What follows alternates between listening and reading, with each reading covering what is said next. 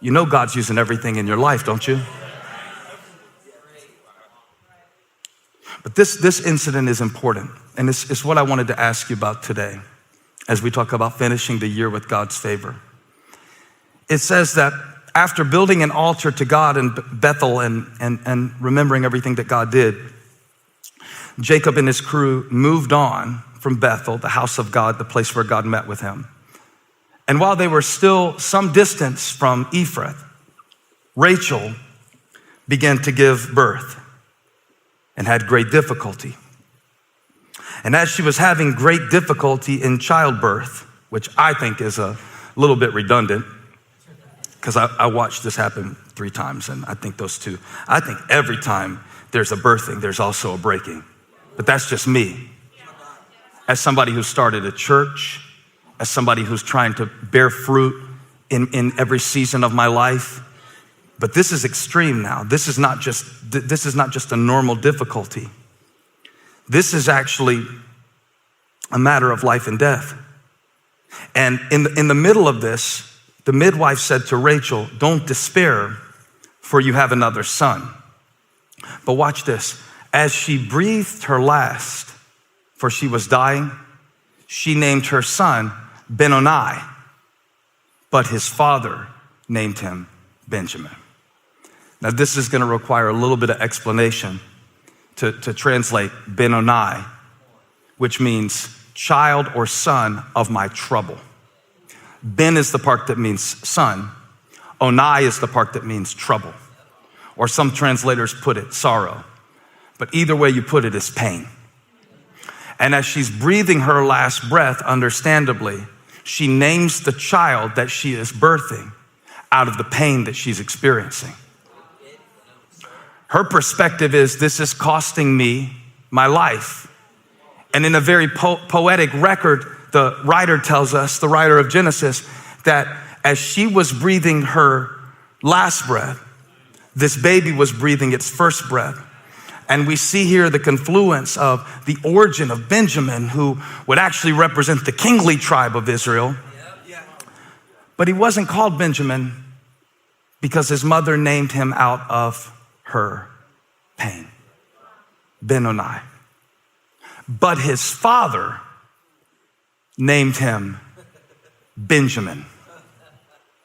But his father, who just lost the only woman he really ever loved, who just lost the thing that he worked 14 years to obtain. That in the middle of his loss, watch this, because this is what God is challenging us to do right now. He decides to label, not according to what he's about to bury, but about what was birthed out of what he buried. Now, many of us, this is not a cotton candy Christmas message, have had to bury a lot of things this year. Even as a ministry, we had to bury every plan that we had for opening new campuses, for the ways that we thought we would reach people, for every Elevation worship tour that we booked in NBA arenas. For everything that we planned this year, there were funerals that we had to have, and you did too. You did too. What inspired me about the text was found not in the fact that it was his favorite wife that he buried, because, you know, in that is a sermon. But what got me about it that I never saw when I preached it 5 years ago, you ready, Christian? It says that over her tomb, Jacob set up a pillar, and to this day, that pillar marks Rachel's tomb. But back up to verse 19, because I think this is powerful. So Rachel died and was buried on the way to Ephrath, that is Bethlehem. So I read how Rachel, the woman that Jacob loved, was buried just outside of Bethlehem.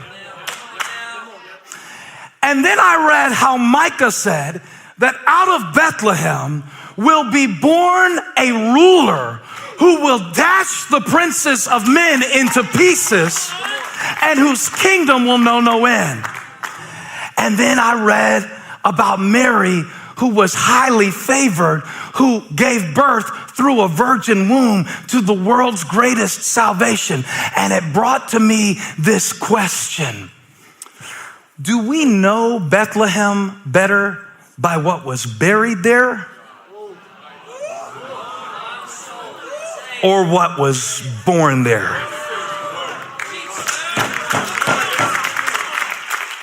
So I want to ask this question. I want to ask this question about your Bethlehem. Remember, we sing, oh little town of Bethlehem, like it's cute.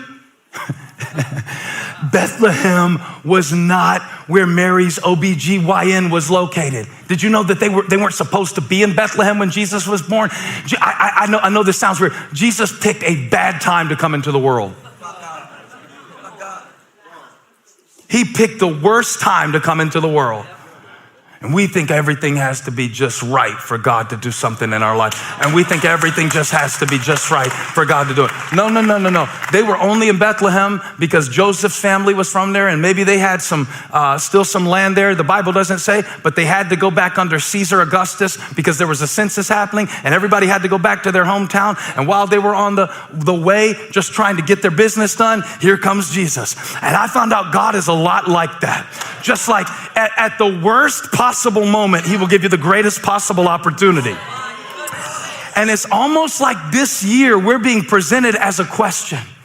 Are we going to label this year by what we buried or by what was born? Because I promise you, I should have done it. I messed up.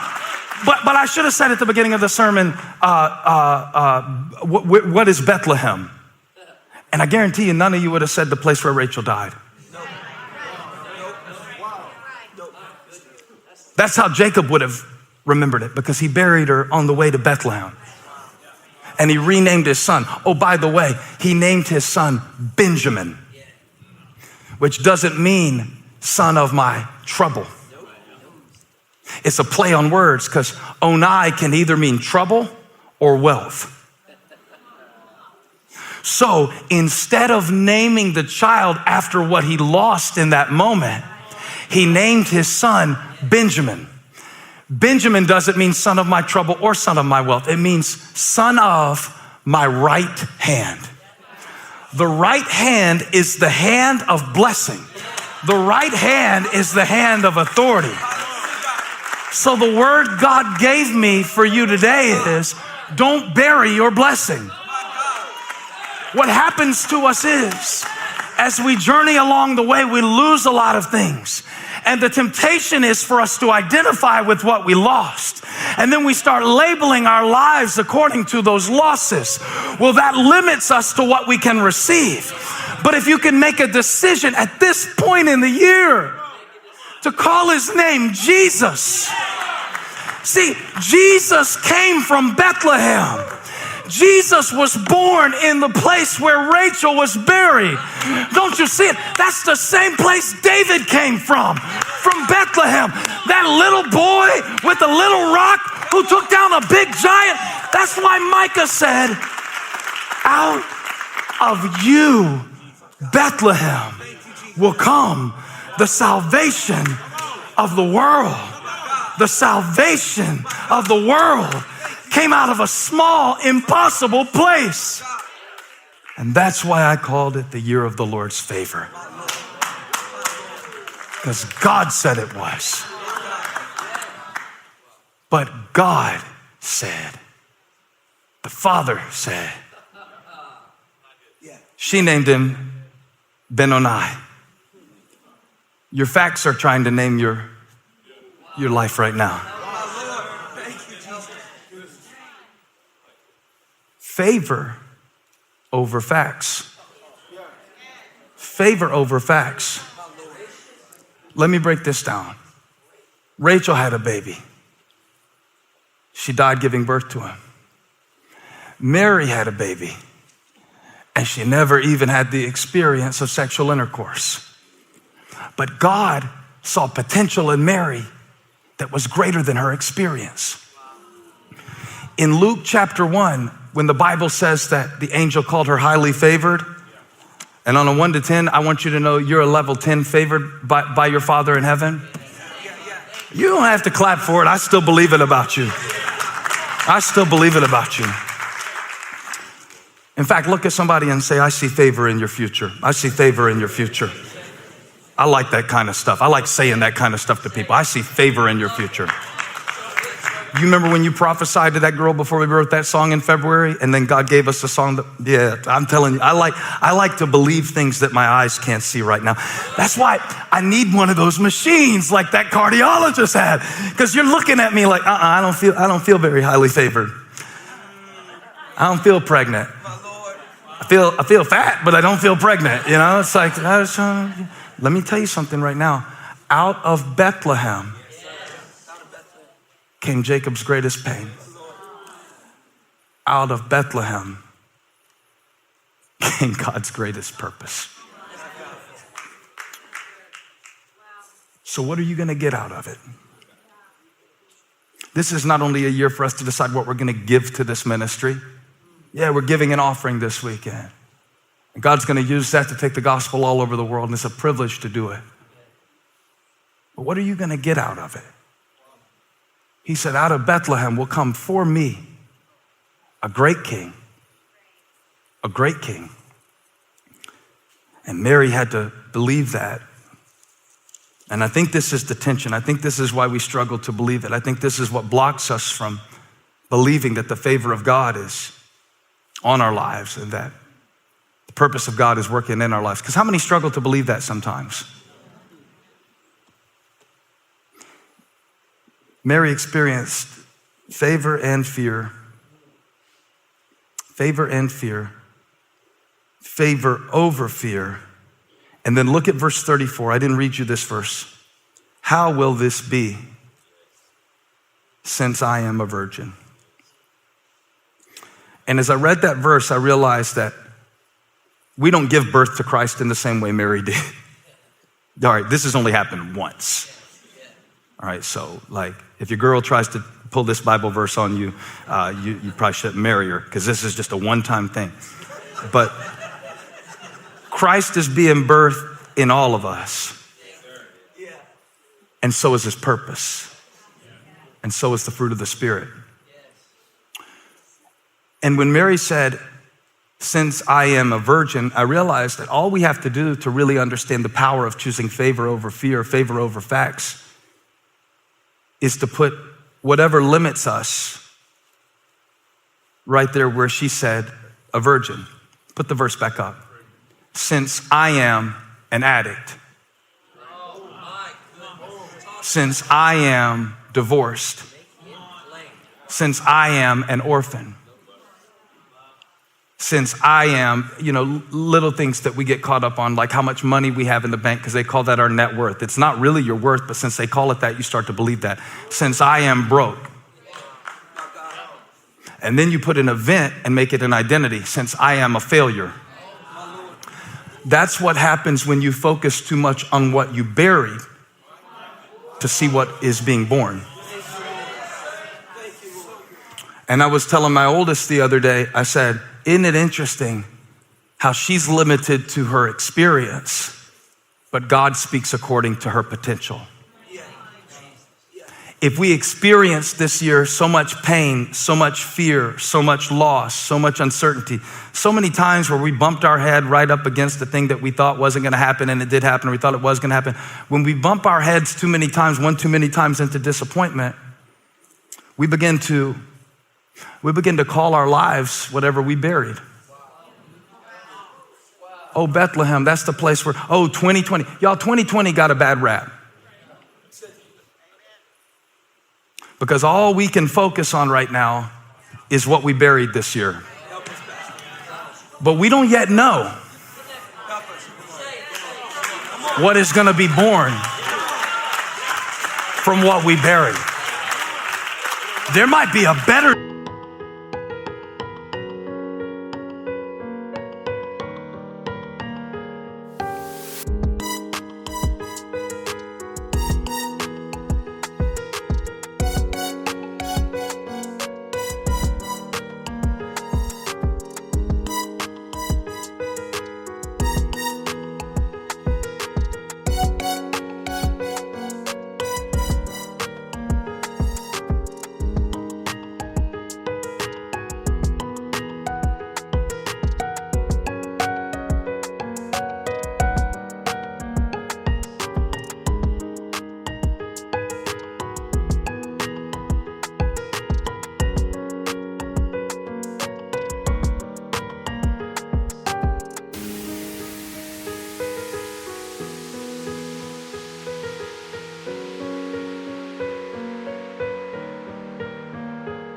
job on the other side of this for you.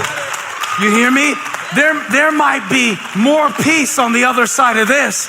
So God shut down some systems and some things to get you focused on your Father.